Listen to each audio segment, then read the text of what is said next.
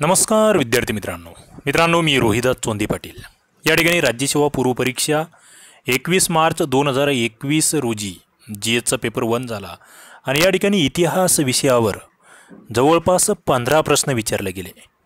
आज आपल्याला या 15 प्रश्नांचं विश्लेषण करायचं आहे की कशा पद्धतीचे प्रश्न होते, त्यांची उत्तरं कोणती अपेक्षित आहे ती आपल्याला बघायची आहेत। तर बघा शेवटपर्यंत या ठिकाणी सगळे प्रश्न बघा, तुम्हाला कशा पद्धतीचे प्रश्न येत आहेत ते सुद्धा कळेल आणि कोणते प्रश्न सोडायचे होते, कोणते त्या ठिकाणी अटेंड करायचे होते हे सुद्धा कळेल। पहिलाच प्रश्न होता या ठिकाणी प्रश्न संच बी मी रेफर करतो आहे, तुमच्याकडे जो असेल त्याच्याशी निगडीत तुम्ही पुढे चला। इथे जर तुम्ही बघितलं तर प्रश्न होता की पुढीलपैकी कोणत्या व्यक्ती शहाजहानच्या दरबारी चित्रकार होत्या। मित्रांनो ऑप्शन मीर हाशम आहे, चित्रमणी अनुपचित्र आहे, मोहम्मद हासम आहे आणि फकीरुल्लाह आहे। तुम्ही थोडंसं क्रिकेटची जाणकार असाल तर तुमच्या लक्षात येईल की प्रत्येक बॉलला 6 किंवा चौका मारायचा नसतो किंवा प्रत्येक बॉलला रन काढायचा सुद्धा नसतो। आणि या प्रश्नाकडे बघितल्यावर मला माहीत आहे की महाराष्ट्रातील जे संपूर्ण विद्यार्थी मित्र आहेत बहुतेक जणांना हा प्रश्न अवघड वाटलेला असणार आहे, कारण की इतक्या डीपमध्ये जाऊन अशा पद्धतीचे प्रश्न आपण मुख्यत्वे वाचलेले नसतात किंवा वाचलेले असेल तरी लक्षात राहत नाही, त्याच्यामुळे असे प्रश्न स्किप केलेले बरे। हो नक्कीच 5 ते 10% विद्यार्थ्यांना 100% उत्तर येत असेल त्यांनी यासोबत जा, 2चे जरी ऑप्शन माहीत असेल तरीसुद्धा जा। मात्र थोडंसं अवघड पातळीचा हा प्रश्न होता म्हणून मी तरी याला स्किप करतोय। तुमचं उत्तर काय आहे ते मला कमेंट बॉक्समध्ये सांगा, म्हणजे सगळे स्किप करणार नाही, पहिला मुद्दाम तुमच्यासाठी सांगतोय। तुम्ही काय उत्तर दिले ते मला सांगायचं आहे। पुढच्या प्रश्नावर आपण जातो आहोत। पुढचा प्रश्न, पुढील राज्य काय होती? बघा याचं उत्तर आपल्याकडे आहे। आता हाही अवघड प्रश्न आहे, मात्र सगळे सोडून चालणार नाही, तुम्हाला त्या ठिकाणी थोडंसं लॉजिकली जावं लागेल, थोडाफार स्वतःचा अभ्यासही असावा लागेल। ऑप्शन दिले तुमच्यासमोर माळवा, अर्जुनियान, योधेय, मद्रक, अभीर, प्रर्जुन, सनकानिक, काक आणि खरपारिक। आता याचं उत्तर जर बघितलं खाली आर्यावर्तातील राज्य, समुद्रगुप्ताला शरण गेले टोळींची राज्य, दख्खनची राज्य, नागराज्यांचे प्रदेश असे ऑप्शन होते।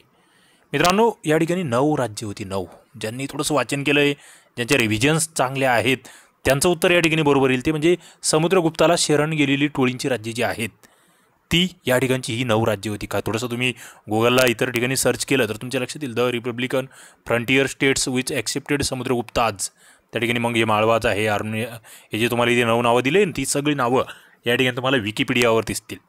ओके, तुमच्यासमोर प्रूफ आहे, पुराव्यासह या ठिकाणी मी उत्तरं घेऊन आलेलो आहे, सगळं R&D करून या ठिकाणी, म्हणजे ऑथेंटिक उत्तरं कशी भेटतील ती पुराव्यासहित मांडतोय। पुढचा तिसरा प्रश्न होता की वाक्यात पुढीलपैकी कोणाचे वर्णन केले आहे? बघा ती सातारा जिल्ह्यातील कालेगावचे होते, त्यांचे शिक्षण 4थीपर्यंत झाले होते, महाराष्ट्रातील जनतेवर त्यांचा जलशाचा खूप परिणाम होता, ते बहुजन समाजाला त्यांच्या दयनीय अवस्थेची, त्यांच्यातील शिक्षणाच्या अभावाची जाणीव करून देत। या ठिकाणी बरेच जण चुकणार, काय सातारा जिल्हा आहे, कालेगाव आहे, बस भाऊराव पाटील असं वाटू शकतं, मात्र मित्रांनो तसं नाही आहे। आता हे जलशे जर म्हणलं ना तुम्ही, जलशे हे सत्यशोधक समाजाशी संबंधित आहे, महात्मा फुलेंचे लक्षात घ्या। मग महात्मा फुलेंचे अनुयायी त्याच्यामध्ये कृष्णराव भालेकरही तुम्हाला माहीत असतात, इथे केशवराव विचारे, रामचंद्र घाडगे बहुतेक जणांसाठी नवीन नाव आहे, मात्र केशवराव विचारे किंवा रामचंद्र घाडगे यांच्यापैकी एक उत्तर। आणि मी जे सर्चिंग केलं आहे, आयोग काय उत्तर देईल ते आपण बघूया, मात्र माझ्याकडे जे प्रूफ आहेत त्यानुसार मी ज्या उत्तरापर्यंत पोहोचलो ते उत्तर आहे रामचंद्र घाडगे।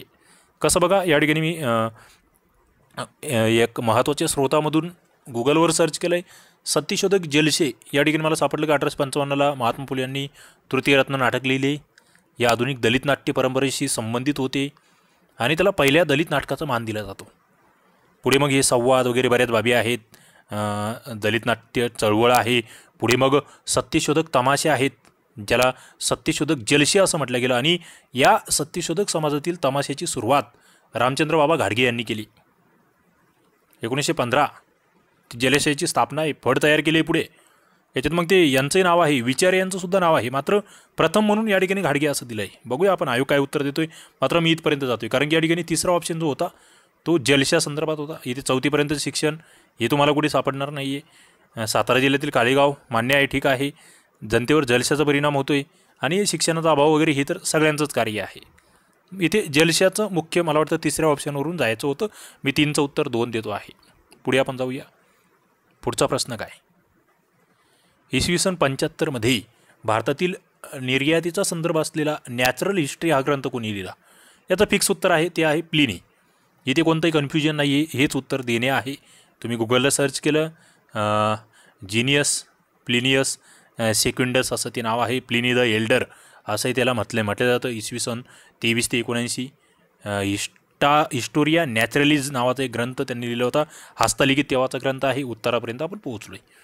पुढे 5वा प्रश्न होता मुकुंददास, बाळगंगाधर टिळक, लाला लजपत राय आणि चिदंबरम पिल्लई जोड्या लावायचे सांगितलेल्या होत्या. आता इथे मित्रांनो पहिल्या 2 जोड्या तुम्हाला सरळ सरळ जुळतात. मुकुंददास म्हटलं की देशभक्तीपर गीते. पुढे तुम्ही याला नेटला जर सर्च केलं तर तुमच्या लक्षात येतं आहे की तुम्हाला कळेल जे चिदंबरम पिल्लई आहे त्यांचं स्वदेशी स्टीम नेव्हिगेशन कंपनी. बस या दोन्हीपर्यंत तुम्ही पोहोचतायत. पुढे मग इथे बघा स्वदेशी चळवळ आहे, इथे धोत्रे पुरवण्यासंदर्भात आहे. थोडंसं तुम्ही जर प्रूफ शोधले तर तुम्ही कोणत्या उत्तरापर्यंत जातात? उत्तर तुमचं येते 2 नंबरचं.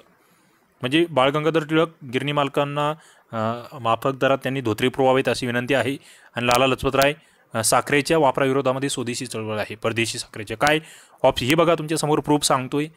बघा इथे तुम्ही जर गुगलला सर्च केलं directly the myth of the Lokmanya नावाचा एक लेख आहे, मोठं त्या ठिकाणी PDF आहे. त्याच्यामध्ये सरळ सरळ उल्लेख आहे की to exert influence on the mill owners to supply dhotis to the Indian market of moderate rates but mill owners refuse to comply with this request.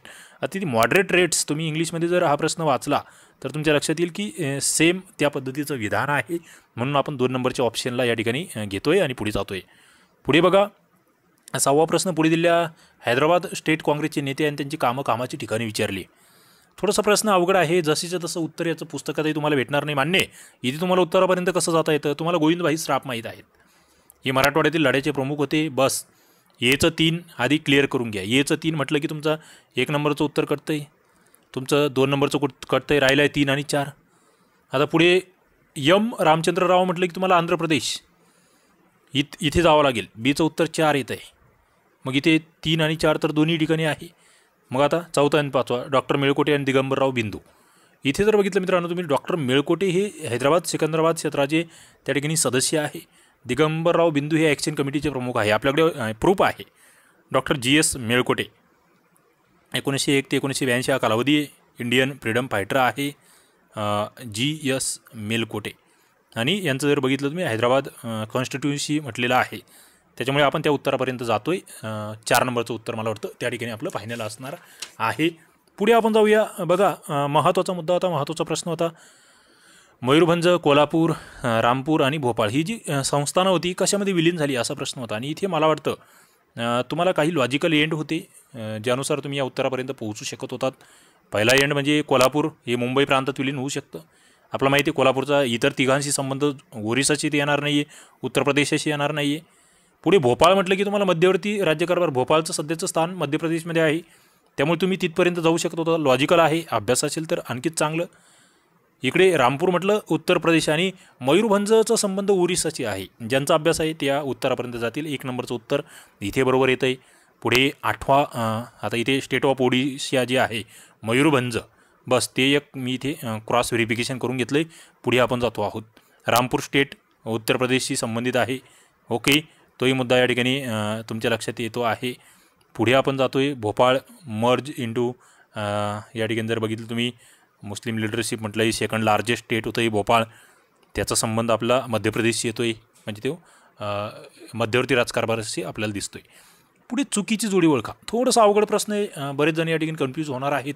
हे जे पहिलं आहे दास्ता बक्रोका टापू, हे खरं म्हणजे नेटवरही कुठे सापडत नाही आहे. एखाद्या पुस्तकात असेल तर मला कमेंट बॉक्समध्ये सांगा. हां, सियाराम दल बिहारमध्ये यस ओके आहे, परशुराम दल ओरिसा ओके आहे, म्हणजे 2 आणि 3 तर बरोबरच आहे. तर इथे 4थं जे हिंदुस्तान सोशलिस्ट रिपब्लिक आर्मी आहे याची स्थापना ते फिरोजशाह कोटला जे आहे दिल्लीचं तिथे आहे, यांनी UP दिलं आहे. आता दिल्ली हा स्वतंत्र तेव्हाचा याचा आयुक्तांचा प्रांत आहे, म्हणून या ठिकाणी मला वाटतं हे 4 नंबरचं चुकीचं असू शकतं. मात्र पहिल्या आणि 4थ्यामध्ये कन्फ्युजन आहे. मी 4थ्या उत्तरासोबत जातो आहे. बघा या ठिकाणी जर बघितलं सियाराम दल या संदर्भातले मुद्दे क्लिअर आपल्याला दिसत आहेत. बिहार गुप्त क्रांतिकारी आंदोलनाचं नेतृत्व त्यांनी केलंही. बरेच मुद्दे आहेत ते आपण वाचले पाहिजे, अभ्यासले पाहिजेत. Firozshah Kotla Hindustan socialist republican association, तिलाच मग रिपब्लिकन आर्मी म्हटलं गेलं होतं. 1928ची त्याची स्थापना आहे. दिल्ली या ठिकाणची स्थापना आहे. चंद्रशेखर आझाद, इतरही भगतसिंग, सुखदेव, चटर्जी वगैरे ती आपण नेते बघतोय, ती माहीत असलं पाहिजे. पुढे 9 नंबरचा प्रश्न होता, पुढीलपैकी कोणत्या स्त्रियांनी स्त्री वर्गाला स्वातंत्र्यासाठीचा अहिंसक लढा लढण्यास उद्युक्त केले. आता मित्रांनो, हा प्रश्न याचं उत्तर तुम्हाला लॉजिकली द्यावं लागतं. इथे तुम्ही जर काही मुद्दे बघितले, कमलादेवी चट्टोपाध्याय असेल, हंसा मेहता असेल, ही नावं तुम्हाला माहीत असतात. मात्र रतनबेन मेहता, रामीबाई कामदार आणि लक्ष्मीबाई गर्दे ही नावं नवीन असतात. मात्र थोडंसं सर्चिंग केलं, पुस्तकं उचकले, गुगल सर्च केलं तर रामीबाई कामदारसुद्धा नाव तुम्हाला भेटतं.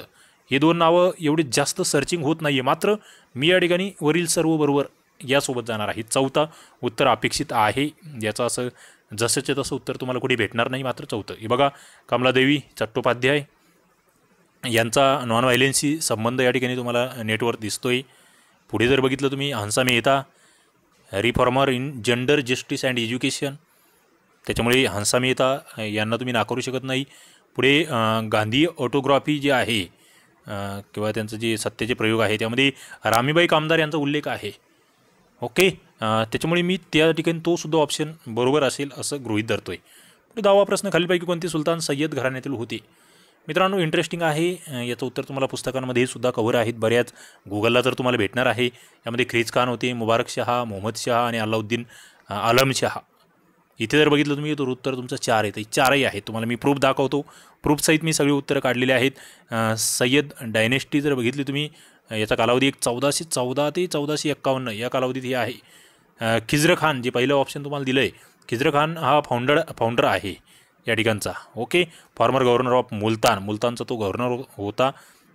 पुढे जर बघितलं तुम्ही तर मग त्यांचे कालावधी दिले. खिज्र खान जो आहे, खिज्र खान सय्यद हा 1414 ते 21, 1421 ते 34मध्ये मुबारक शहा हे जे दुसरं ऑप्शन आहे. 1434 ते 43मध्ये मोहम्मद शहा हे तिसरं ऑप्शन आणि 43 ते 51 अलाउद्दीन शहा चौथं ऑप्शन. म्हणजे या ठिकाणी 4थ्या नंबरवर तुम्ही जाणार आहात. सर्वच त्या ठिकाणी आहेत. पुढे 11 नंबरचा प्रश्न, मित्रांनो, याचं उत्तर 11चं जे आहे, परीक्षित, जनमेजय, प्रवहन, जयवाली आणि जनक, ही प्राचीन इतिहासाचा हा प्रश्न आहे. महाभारतासंदर्भातला हा प्रश्न आहे. नक्कीच सोपा प्रश्न नव्हता हा. याचं उत्तर फायनली या ठिकाणी जर काढायला गेलं तर मी 3ऱ्या ऑप्शनवर जातोय. मात्र यामध्ये कन्फ्युजन आहे. तुम्हाला काय वाटतं ते मला कमेंट बॉक्समध्ये सांगा. मी नेटवर सर्च केलं आहे, बरेच मुद्दे आहे याच्यामध्ये, कन्फ्यूज करणारं आहे उत्तर. नक्कीच आयोग जे देईल आपण त्यासोबत जाणार आहोत.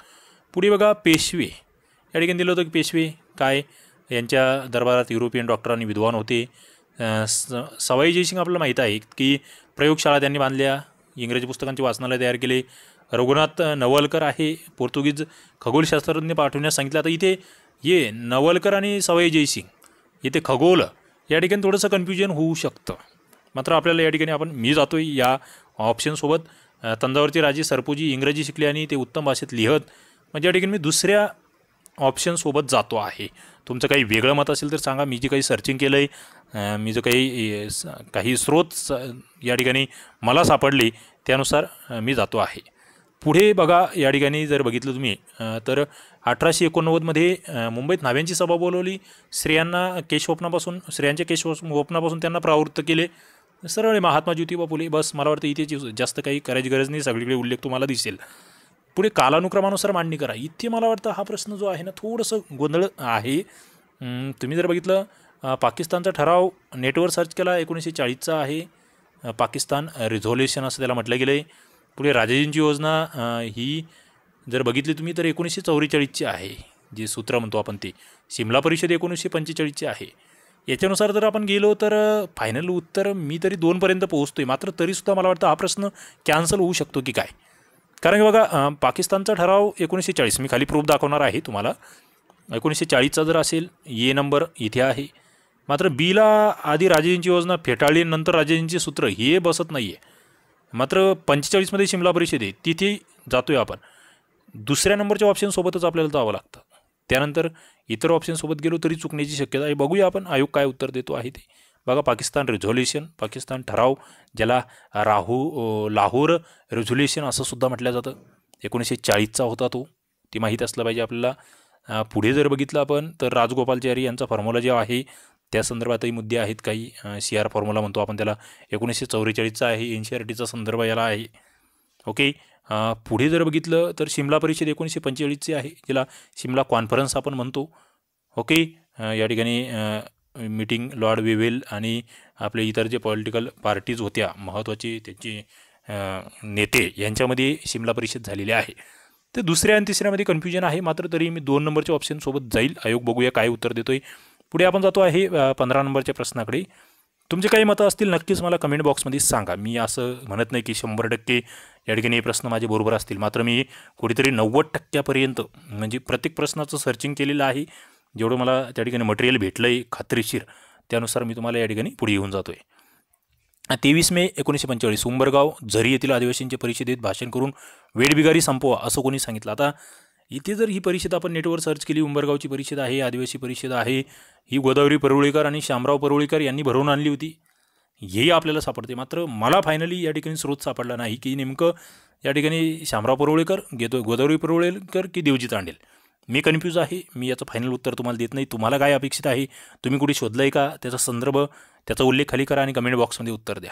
त्याला आपण इतर विषयांचे सुद्धा जे काही प्रश्न विचारले गेले, विज्ञान असेल, पॉलिटी असेल, भूगोल असेल, त्या सगळ्यांचे लेक्चर्स घेऊन येणार आहे. तुम्ही नवीन असाल चॅनलला सबस्क्राईब करून ठेवा, हा व्हिडिओ जास्तीत जास्त शेअर करा आणि आपले राज्यसेवेसंदर्भातले लेक्चर्स बघत राहा. इथे आपण थांबूया. धन्यवाद.